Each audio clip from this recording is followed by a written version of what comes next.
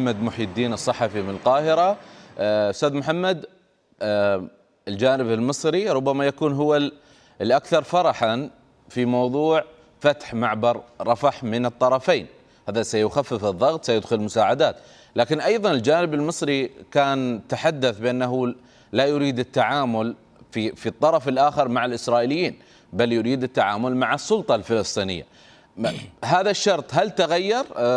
هل هناك توافق على التفاعل حتى مع الجانب الإسرائيلي الذي يسيطر على معبر رفح بجانبه من اتجاه قطاع غزة؟ هذا من المحددات المصرية صحيح، ومن الثوابت التي لن تقبل مصر بفتح معبر رفح إلا بعد تحقيقها. مصر تنتظر الآن أن تتحول هذه التفاهمات النظرية التي جرت في لقاء نتنياهو وترامب إلى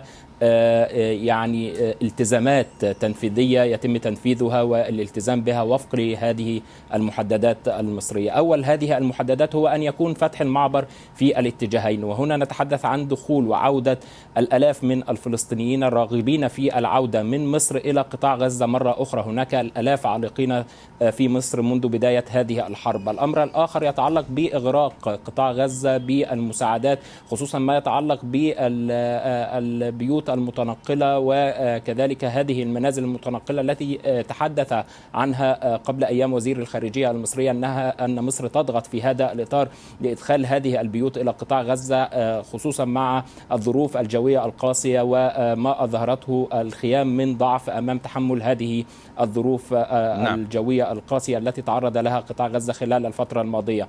أيضا مصر تؤكد أنها لن تتعامل مع وجود الاحتلال الإسرائيلي على الجانب الآخر من معبر رفح، والذي بدأ في مايو عام 2024، وتطالب بإدارة فلسطينية تحت إشراف بعثة من الاتحاد الأوروبي، وهي الآلية التي كان يعمل بها المعبر في عام 2005. شكرا لك. من القاهرة الصحفي محمد محي الدين، من رفح جنوبي قطاع غزة مراسلنا حازم البنا، من القدس مراسلنا بشار صغير. شكرا جزيلا لكم جميعا.